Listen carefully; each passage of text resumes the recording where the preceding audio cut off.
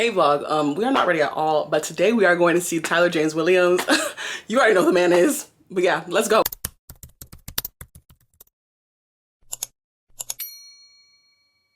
right, y'all, so we're here. Yeah, we're in the venue. With Erwin. I'm back. Did you miss me? Yeah. Oh. Yes, we're part of board here. We're gonna chit chat it, y'all. Y'all look HD quality, 4K. Y'all here, period. We're gonna see Tyler James Williams. Period. Everybody. I'm just kidding. It's Chris. So what's here?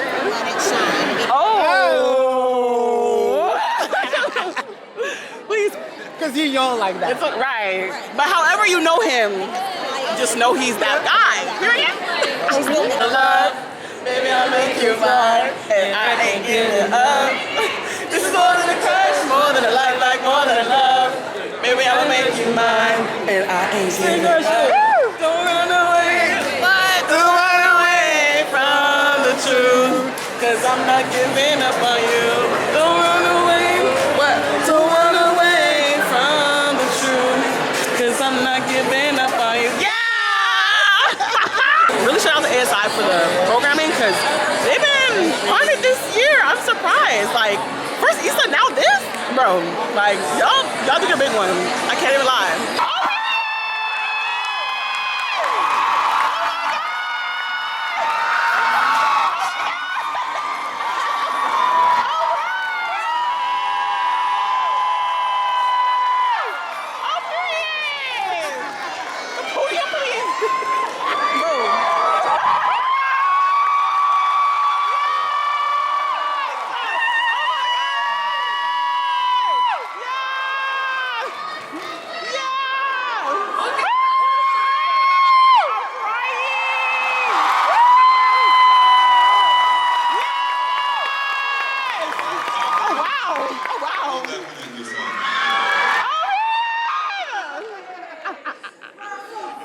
Fans out here.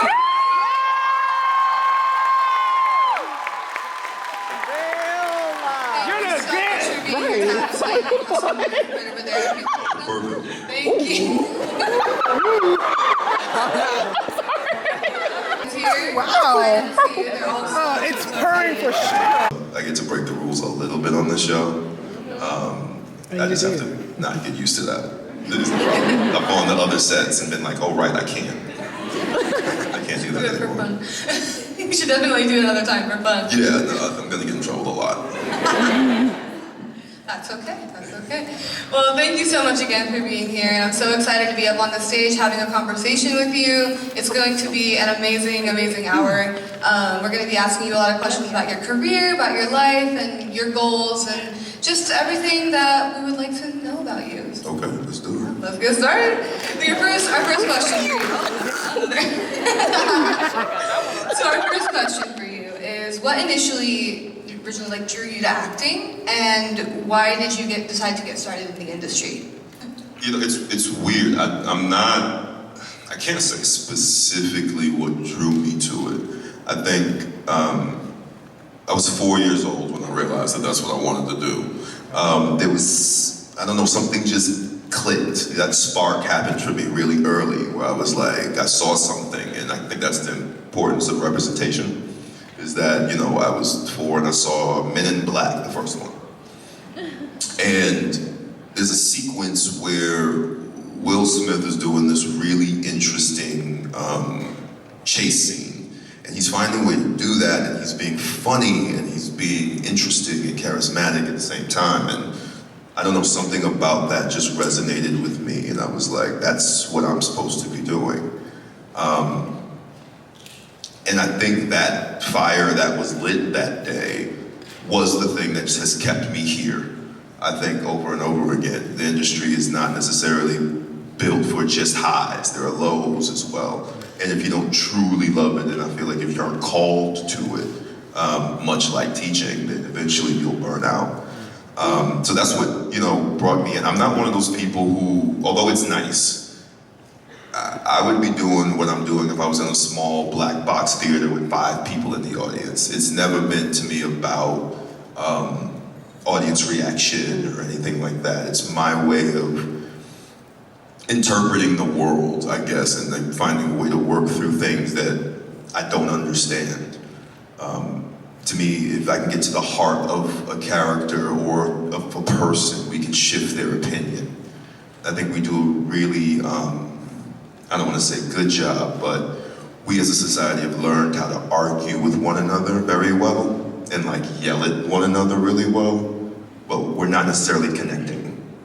And this allows me to get past all of that, hit people in the heart, and actually connect with them and show them a different perspective. In 2019, called The U.S. versus Billie Holiday. We shot it in the summer of 2019 through the fall into like the winter. And when we wrapped, it was about 3 months before the pandemic began. One of the gifts that the pandemic gave was the ability to detox from that role. All of us, it was, it's a story about Billie Holiday and how she was persecuted by the US government for trying to sing the song Strange Fruit and talk about what was happening throughout the South of the United States of America. And Andra Day, who ended up getting nominated for an Oscar for this role. Yes. I've never seen anybody be that hooked in to a character in real time before. Did brilliant work, but that work comes at a cost. One of the things that happens with us a lot is in order to do our job effectively, we have to feel everything. But sometimes it's hard to separate that feeling from reality. So when it's over, it literally felt as if you were being chased by the cops for 4 months. And then we rolled into a lot of the like civil rights protests and Black Lives Matter movement, all that at the time. So that whole thing was just very challenging to leave at that time. But that was, I think, that was the most difficult one because I was playing a character who actually existed, you know what I mean? And that raises the stakes a lot more. You're not just telling a story, you're telling someone's story. So there's a responsibility to tell it the right way. Even with just the music of it all, I'm a person who, I hate when I see movies and there's an actor playing an instrument and I'm like, you're not actually playing that. Like nothing pisses me off more. Like it just throws me out of it.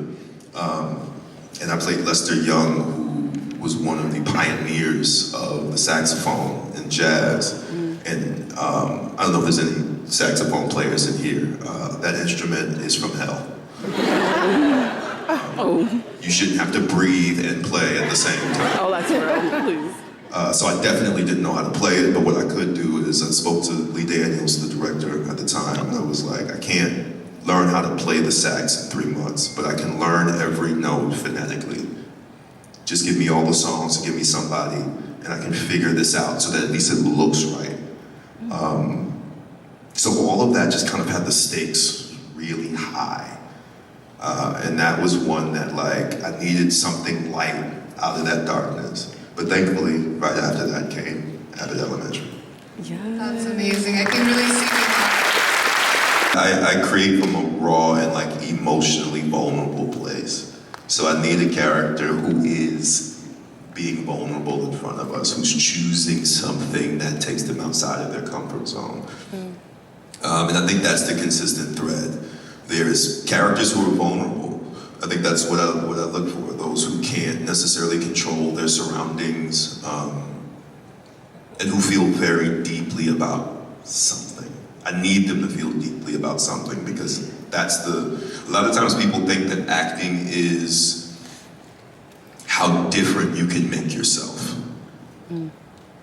That's actually, at least in my experience, not the case. It's you finding the commonality between you and this character.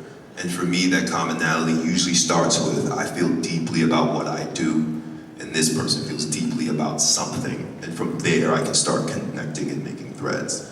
So they have to, for example, Gregory Eddy cares very deeply about the kids and what he does. That's my hook into him.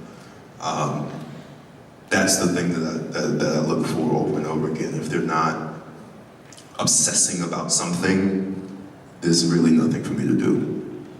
Right, thank you. And kind of moving on to another question about your acting and your roles that you choose to take. So have you ever turned down a role because it has conflicted with your personal beliefs? Because you talk a lot about wanting a character with heart and wanting a character with passion. So has there ever been a situation where you just had to turn down a role because it didn't align with you? It happens all the time. Like it happened like yesterday. Wow. Oh my gosh.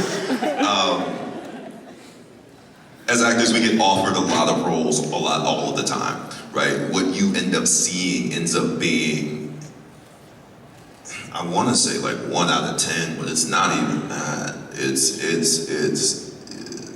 especially in like today's industry where people are chasing hits and what they think are hits. There's a lot of shallow work out there. So yeah, like I'm turning down stuff left and right all the time because, you know, I did a movie, I think in 2012, something like that, and it was called Dear White People.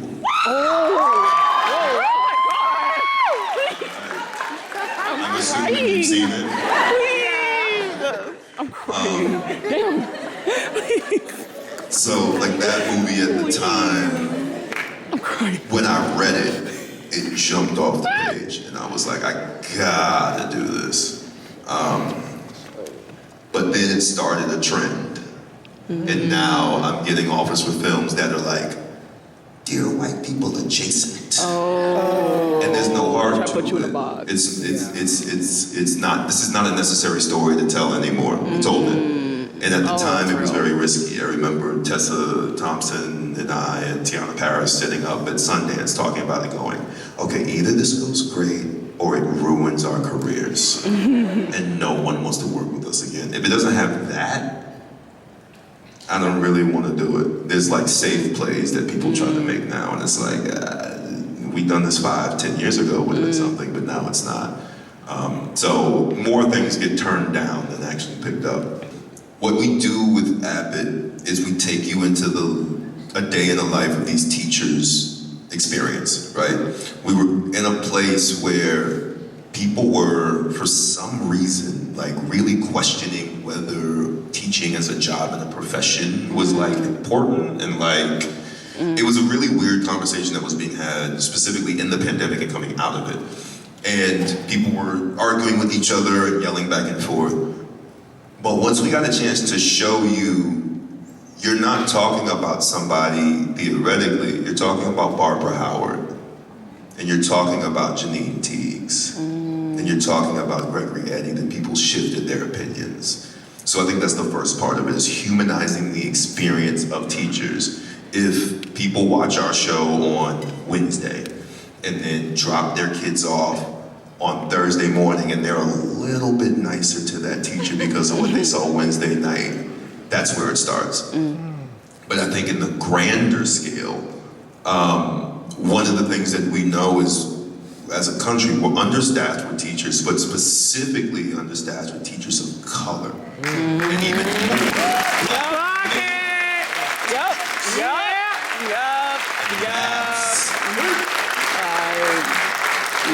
What I've taken up in this and advocating for Gregory Eddy is advocating for that position to be filled, inviting black men into the conversation, showing them and romanticizing the true art that is teaching, and then making sure that they have the resources that they need. The jokes that we have on Abbott are hilarious, but they're only funny because they're true. They're understaffed, they don't have enough money. They can barely, most of these characters can barely pay to live. It's funny, which brings your defenses down, but at some point we need to have a conversation about that. It's very true. Actually, So real.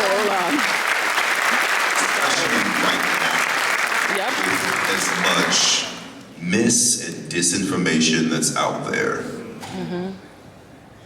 A key part of this puzzle is going to be education and educators who choose to stay in the line If we have more and more people walking away from the profession, we're not setting ourselves up for a good future. That's words of wisdom right there. It's so true. And you're speaking to a crowd of university students who really are here because we want to be educated, and we're so honored to be here. We're so lucky to have the education that we have and the teachers that we have. So thank you for your work in that. We really appreciate you. There is this huge misconception that because we make you laugh, that we don't take it seriously. When we rapped last night, we were walking just around the lot of Warner Brothers and just kind of talking, trying to come down at the end of the day because so much adrenaline gets running while you're shooting and you can't just go home and go to sleep. And we were sitting there like, wow, we've just done 3 seasons of TV, 59 episodes. And the typical comedy rule is that you have a joke per page of the script. That's simply not enough for us. We'll stack 3, 4, or 5 within half a page. Wow. And we're trying to do the math on just like how many jokes is that? Like how many times have we had to execute and land that? And I think that's something that gets overlooked a lot. I think when audiences experience joy, they're oftentimes, they think it has less of an impact than when they experience sadness. But it's actually harder to get somebody from neutral to crying, laughing, than the other way around. And we take a lot of pride in our ability to do that. You sit down at the top of an episode and you don't know what's coming. And we hit you with so much that hopefully you have to go back and rewatch it because you missed one. More than likely you did. People miss jokes all the time. Like we see their reactions and we're like, you missed what came right after that, but it's okay. You'll see it later. I think first and foremost, I learned what it takes to carry a show. Does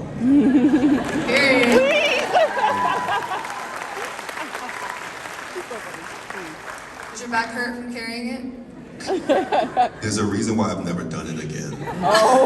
Like I've been asked, and every time I say no. Because there's something, when there's, like for half-hour comedy, right? We get 30 pages roughly of a script. And when you go through those 30 pages and you realize you're in 27 out of 30, this show lives or dies with your performance. You don't do a good job, like for comedy specifically, like drama is subjective, right? We can argue about whether or not a show was a good drama. Like, oh, well, I think this could have been done better, or this really hit me. Comedy, it's a bar. Did you laugh? If they did not laugh, it was not funny. It's it.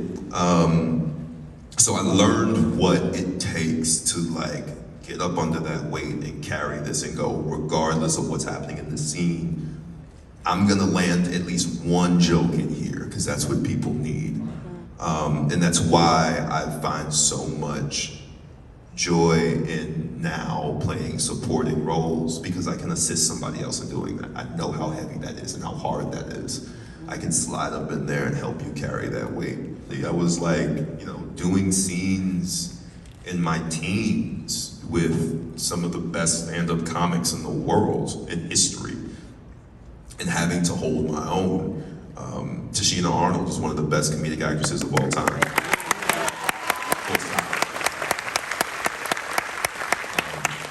Tashina, we had a conversation, I think it was somewhere in season 1, and I was like, I want to be really good at this. And she's like, well, if you're gonna be really good at this, I'm gonna make sure that you're really good at this. And she went out of her way for, I think, 2 years to attempt to break me in every scene. She would do something that was just so off the wall funny in my coverage, specifically, to try to break me. And at the time I was like, this is great, but what I didn't realize she was doing, she was preparing me to walk on any set, anywhere, and be able to hold my own. And I'll always be very grateful for that. And yeah, I actually just saw her at the Emmys this past year. They did this beautiful thing where they brought up a bunch of shows that never got nominated or won. And Martin was one of them.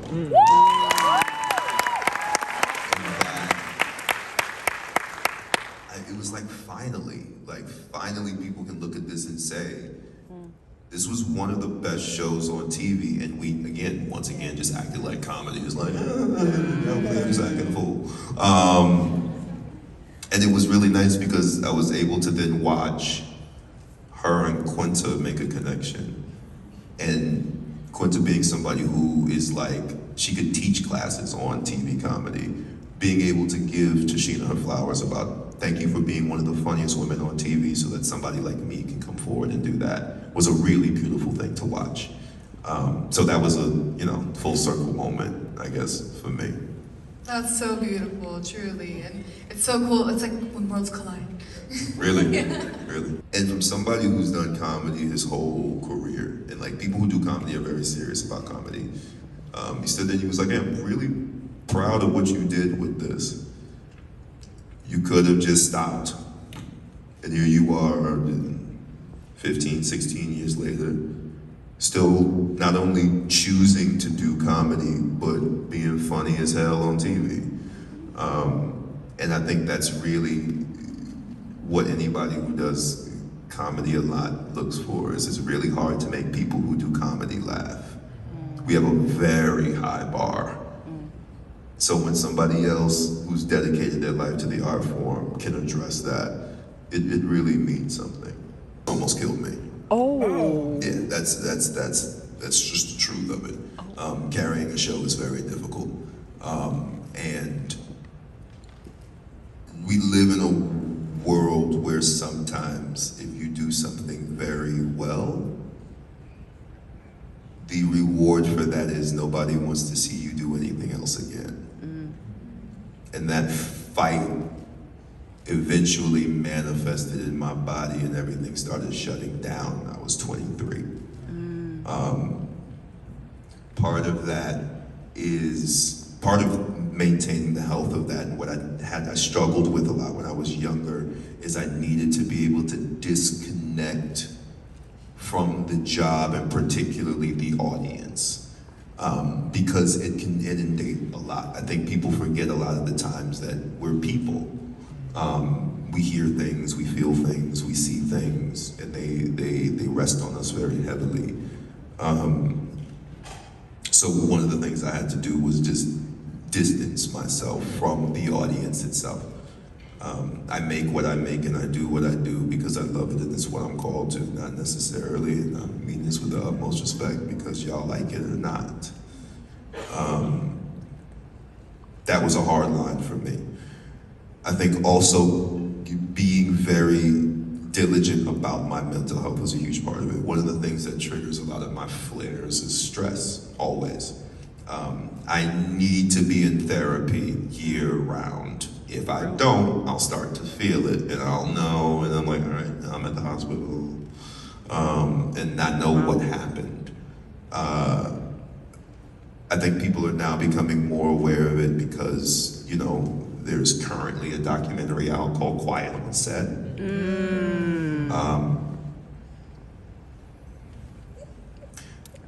As much as there are difficult conversations from that, what I love most about that documentary is that what may have been your childhood that you enjoyed took a toll on a lot of us. And there were things that we had to deal with and saw that a lot of people wouldn't have to. And I think it's illuminating people to that conversation a little bit more. But yeah, everything comes at a price. Everything does. But I think being diligent about my mental health is the first step of it. Is constantly working through the things that, when I'm not on top of it, set things off and trigger things, and being on top of it, but then also being very specific about my diet, what I put into my body and how I treat my body. So it's the mind-body connection that really is the key. But I think first and foremost is setting boundaries and learning how to protect your peace. Thank you so much.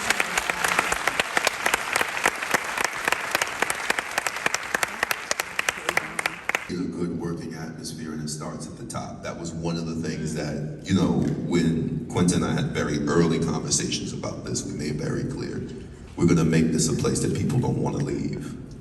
Not that people end up just quietly whispering about years from now. That's the biggest thing I learned. I don't care who you are, I don't care how much money you make, I don't care how famous you are, or whatever.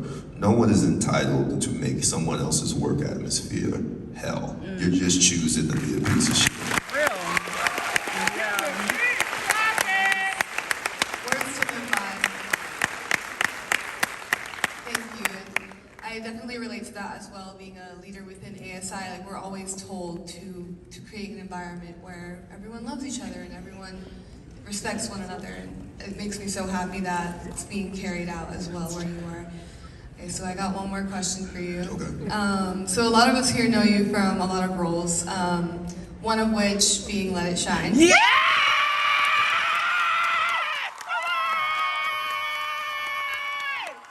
Yes! By the way, Come on. where did you find the hard copy? Wait, what?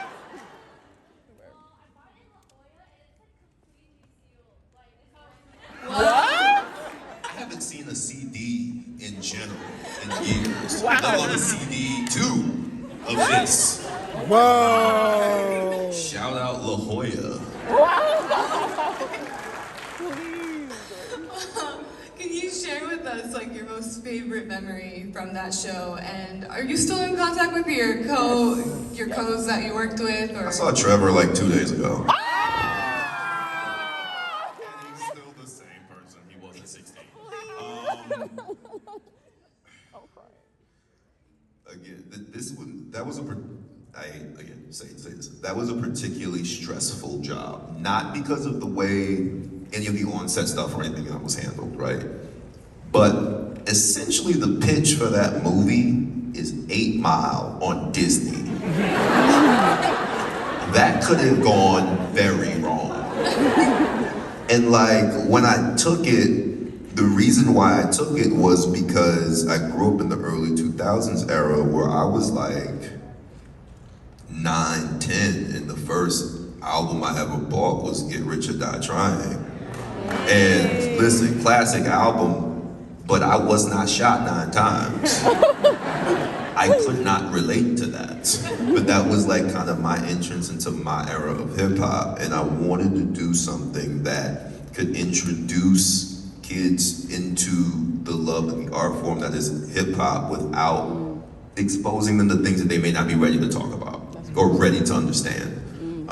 However, that movie's not supposed to exist. It's not supposed to be successful. 8 Mile on Disney is not supposed to work. So one of the funniest, I think, pieces of that, I think, was the first few months of us writing and recording the album, because we had to do all that first. And there were so many different iterations of those songs. Like, it was insane. Me and Q, who did a lot of the writing. He's a poet. He's got a bunch of stuff online that you will absolutely love if you get a chance.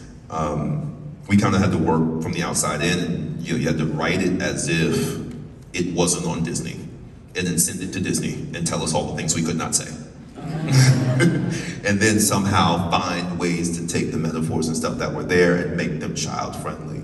But it was like 2 months of just write and rewrite and rewrite and rewrite, and everybody going, is this palatable for the audience, but is it also still like fire? It's like, it's gotta be You succeeded. heat in order for this to work.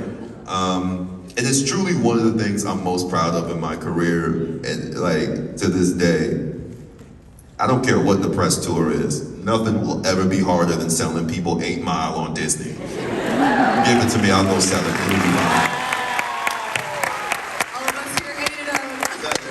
And I'm also like really surprised how much your generation has latched on to it. Yes. Come on. Because like, Come on. it's great and all that, but like that was like 12 years ago. Okay. Really long time Hold ago. on, hold on. But that was the hope. That was the hope that like we catch kids really young and they fall in love with this, and they at least have a different understanding of what this genre can be. It it was, you guys clearly very much succeeded at. Thank you. We tried very, very hard. Thank Very you. hard. There was a lot of conversations about either this works or we never work. It's like a continuing thread in my career. Either this works or I never work again. Well, I'm so glad that you've been working again, genuinely, and thank you so much for being here. It's truly, like, Let It Shine was something that really resounded with our generation, and when we had booked you, a lot of us, like, were so excited about that, and yeah, and actually our advisors, I'm gonna expose them right now. They were like, let's Let It Shine. Oh, here's the thing. Wait. I got you back. Of course they wouldn't know what that is. Again, it was 12 years ago. They sitting there watching Disney all day. Like, no. That's true. And in a lot of ways, to be completely real with you, I oftentimes forget that we did that. Like, Steve will be like, I love your album. And I'm like, what album? Please. We will never forget. But that's the point of the art. It lives past us. I don't know who it's touching or who it's affecting. That's not really my concern. But when I hear stuff like this, it's like, wow, we did something. We tried, and it sounds like we succeeded. At the time, no one thought it would work. But we actually did something, so I'm happy that it has a life after the fact. Thank you. Hi, my name is Madeline. Nice to meet you. I'm a freshman and I'm a political science major. And my question kind of concerns, so it's currently April, it's Autism Awareness Month. And as someone who has been diagnosed with autism for a couple of years, your work as Gregory on Abbott Elementary, sorry, I don't want to cry. Your work on Abbott Elementary is really like impacted and helped a lot of people. And I was just wondering, was it a part of the conversation? Like, were you trying to make like an autistic coded character? Or like, what was that happening when you saw a lot of autistic people resonated with your character? First off, thank you. Right, I'm happy that could do that. I also hate pizza. It's such a, I hate the sauce. No, I'm sorry. I hate pizza so much because of the sauce, and fruit should not be hot. I literally. That's Yeah. And this is where I was like, what's the line between me and the character? This is where it gets blurry, it gets weird, it gets kind of strange. So Quint and I have talked about this a lot, right? Because we saw that this was being represented specifically with people in the autistic community. She finds it very important to do things intentionally. So was it initially our intent to do so? No. However, much like Let It Shine and just not knowing that was going to resonate with y'all like this, we always welcome the idea that people see themselves. That's important. I will never have any kind of issue with anyone finding any kind of commonality and feeling like they are less alone in the world by any work that I do. That is the point of it. So I don't want to, gaslight isn't really the word, but by saying like, yeah, that was always our intention. It wasn't the case when we initially started it off, but a happy accident is just as beautiful to me. So I'm happy that there are so many people who resonate with that from that perspective, and there's something in Gregory Eddie that you see in you, and that's a beautiful thing.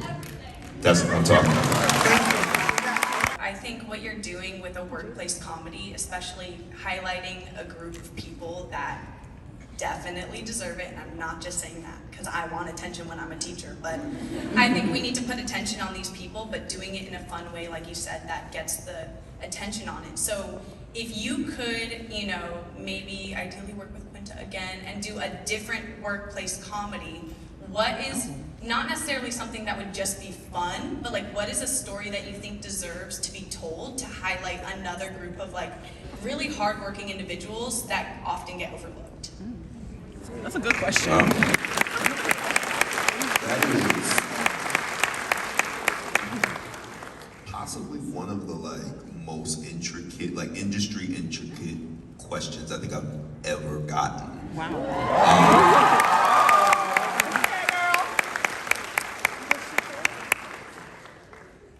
Wow. what's another community? And we talk about stuff like this a lot, right? Because as artists, we sit there and we're like, all right, so what other stories can we tell? You know what would be really interesting? A story about people in transit. They shepherd us to and from places, and a lot of times we act as if they don't exist. Whether it be bus, train, cab, Uber, whatever, everyone has a story, and we're just a blip in their lives, right? We're a moment, and I think that would be a very interesting story. A group of like transit workers. I'm from New York originally. See what I'm saying? So like we have very good public transportation. There may be something there to their story as well. But I think I'm constantly looking for people who like we just don't really think about. But I will tell you this. I'm gonna bring this up to her in like 2 days. That's gonna be like, hey, I got this question. What you think? And we will be talking about this. See, that's actually really interesting. I wanted to be a mailman growing up. So I think you should do that. Imagine how many crazy packages that they get. Right. So many options. So, you know, you can just... And also, like, they have your address. Like, how many times do they just see and hear stuff that they're just like, hey, you got nothing to do with me, and keep it moving. There's something also there. I think, you know, we're in a place in the industry right now where we're like rebooting a lot for some reason, when there are other stories that can be told. You know what I mean? And that's one of the... You're an English major? You're right, I'm assuming. You should probably... Girl, go ahead and...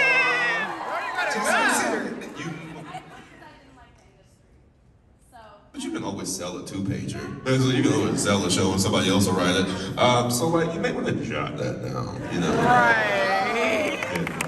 Yeah. So my question is, what would you envision as a dream role in the future? Or if you could create a character who is going to portray something you at heart are totally passionate about that maybe you haven't spoken about before, what would you create? I'm in this really like this phase of like support. Right? I find it a very interesting place to exist. I kind of talked about it a little bit in regards to Abbott and like Janine and Gregory's relationship, but also had it happen with the U.S. versus Billie Holiday. I have this thing about platonic love that like just I can't let go of, and usually that means that there's something there. And I don't know how to execute it yet, but eventually if I think about it long enough, I'll figure it out. I want to do a rom-com, but about two people who are just friends. I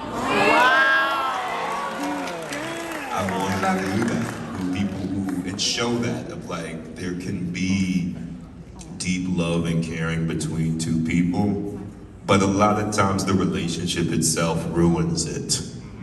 I at some point want to find a way to tell that story of people realizing that the most beautiful thing here is not the relationship, but just them supporting each other from a friendship perspective. Anyone who's a whole thing that you'll find later in life is that your core relationship with somebody is important, but what's even more important are the people that you keep around you that help support that. Because nobody will ever be everything to you. You need a bunch of people around you for that. That's real. That's the story I feel is more interesting. So again, same thing, same note. You probably write that down. Right. Yeah, you probably right. Because that's, to be completely real with you though, like, Quinta had the idea for Abbott like 7 years before all of this. Dear White People was written 10 years before the script hit my desk. Justin Simeon wrote it in college. The things and the ideas that you find that you're passionate about right now, Give yourself a little bit to get some more muscle on you in your field. You'll be able to execute, but there's a reason why you're passionate about it now. So write it down. Later, it will, especially with your major, you'll need it. Yeah, there's a reason why you feel that way, though. Trust that instinct. Thank you. Okay, we got one more.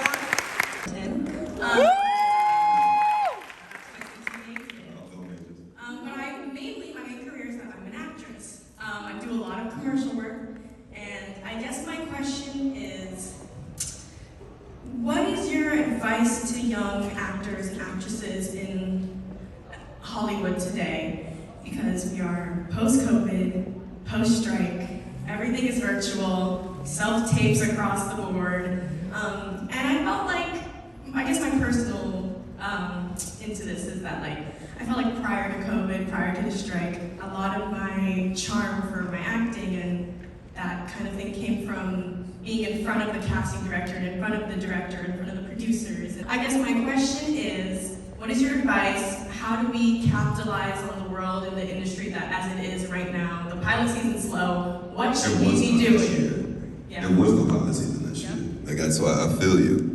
Sorry, I didn't want to cut you off. I was just gonna say that was all of those things are correct, right? We're in a very interesting place right now as actors because casting directors during COVID realized that they did not have to have an office. You can just submit tapes. That's just what people are doing now. I hold a different opinion than a lot of people. I was talking about this with my agent recently, and she holds the same issues that you do. She had clients who would do so well in the room that now are struggling a bit more just submitting tapes. However, on the other side, I see a lot of tapes now, and I can kind of understand why. Because there's two different phases of your acting career, right? It sounds like you're in the beginning. Your main job right now is just give the producers nothing to worry about. Just execute whatever it is. If it's one line, there was a tape that we were looking at recently for Abbott, and it was one line. And so many people came in and did all different kinds of things with it, and somebody wrote their own testimonial to do for it, and we were like, we don't need this. Right now, you want to be a surefire choice. You want to be somebody who somebody goes, this person will be able to nail this. There's going to be a volume thing that's go fighting against you, right? Because it's tapes and not people coming into a room. Anyone can send in a tape, so there's a shit ton of them that are coming in. But I can tell you, a lot of people are just doing too much initially and thinking that's going to be the thing. Yes. I have gotten so many mentors, casting directors, teachers saying to me, do something to stand out in the scene. Do a backflip. No. And I'm like, Don't do that. Please don't do it. Don't do that. No. Don't do that. Because what that does, from somebody who's actually on the ground, we don't have time. Like the biggest thing that we have in the industry is like, time is literally money, right? Somebody coming in trying to try a whole bunch of things, and we don't have time for it. So initially, you want to be somebody who is surefire, somebody who goes, I can book this person, they're gonna be great, they're gonna come in and they're gonna do the job. What you can do though, is let's say you have one line that you have to put on tape. Don't do something to stand out, but make a choice about this character. And more than likely, it's subtle, right? So my tape that I had to send in for the US versus Billie Holiday. And this is just about being a smart actor.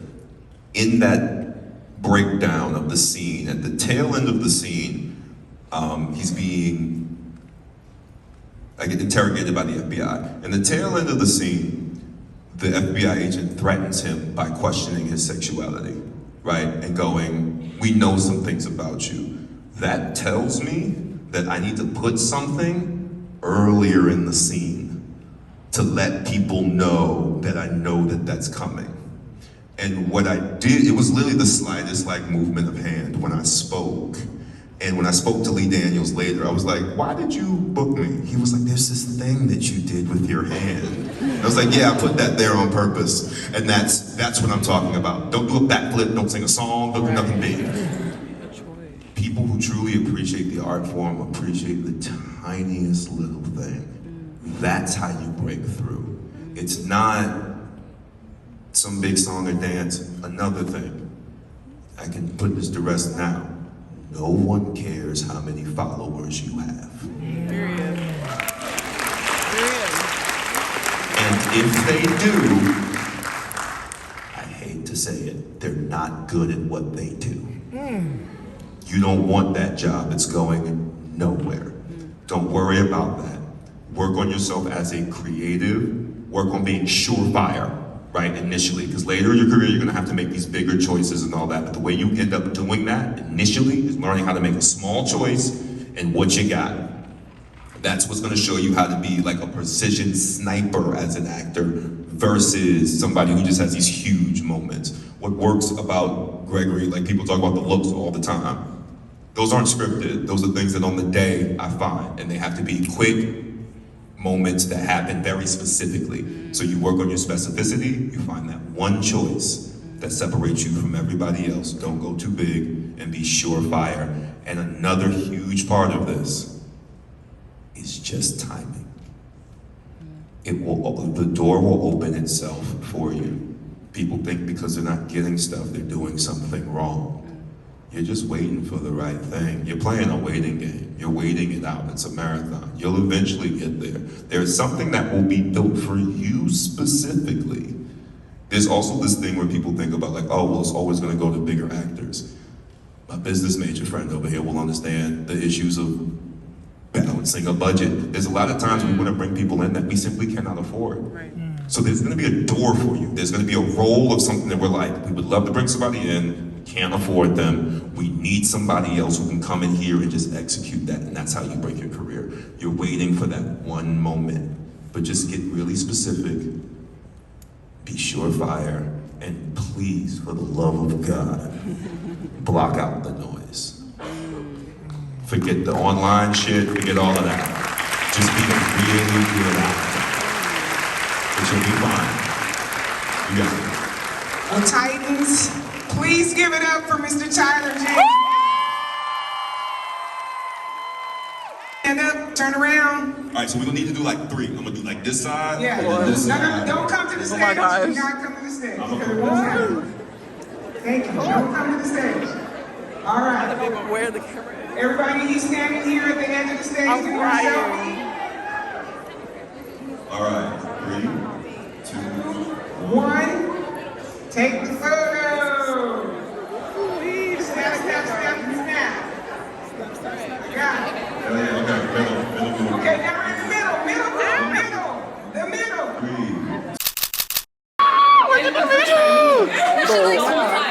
Bro, no, Sweetheart definitely. Okay, y'all, we're going to meet him right now. I'm sorry, y'all, I love y'all, but some of y'all try to cling on. I don't know.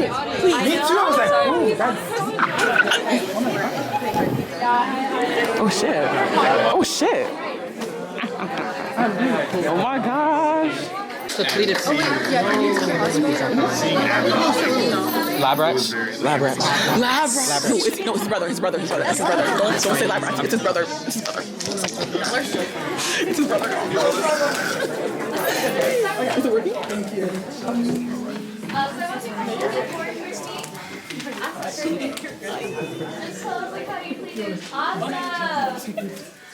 Okay, Dr. O? Yep. All right. Yes. Yes, you.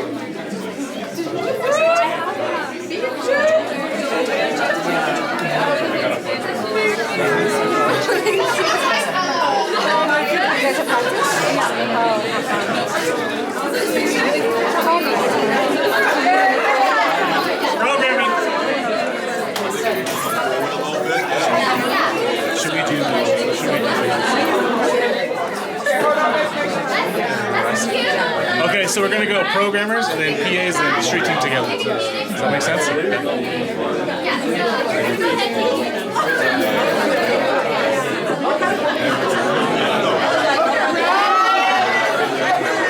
I'm dumb because I'm staring at me again. Nice. NGX.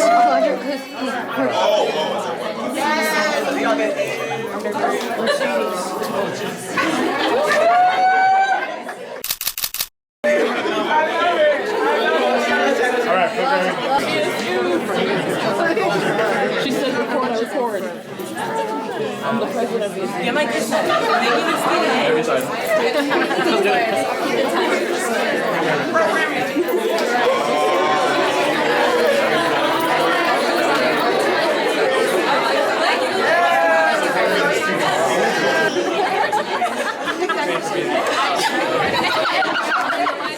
Y'all saw that, right? Off camera, I just talked to him and I was like, can we get a picture? Like, I'm looking for my brother. Yeah, okay, we can wait. We can wait. So we're here waiting. Y'all, I'm telling you, when we were talking like we were besties, we knew each other. No, they look, I'm a witness. They look real good together. There were sparks flying. Thank like, you. The room was getting hot. You can see it. Everybody can see it. Thank you. All men lie. But, you know, it's nothing personal. He didn't seem like he wanted to take the photo for real. Like, after, I was like, okay, whatever. It's cool. But I have talked to him. You have is like dealing with other people. Bro, the delusion got me crying. Like, bro, he was not gonna take a photo with you. It's okay. So also matters to me. I was trying to help my people. I was trying to get us all, like when I eat good, we all eat good, but that didn't happen. You communicate well with other but it's okay. people. Hey y'all, that was such an amazing, everything was just so great. I am so tired right now. You can see my eyes, but I cannot sleeping now. I had to pack for this Merced trip. Y'all will see that soon. But yeah, I have to pack and do all that stuff. So this will be the end of this video. I hope you guys enjoyed. Don't forget to like, comment, subscribe, everything. And don't forget to follow me on my socials. You already know the deal. But love y'all. Thank you guys so much for watching. Bye.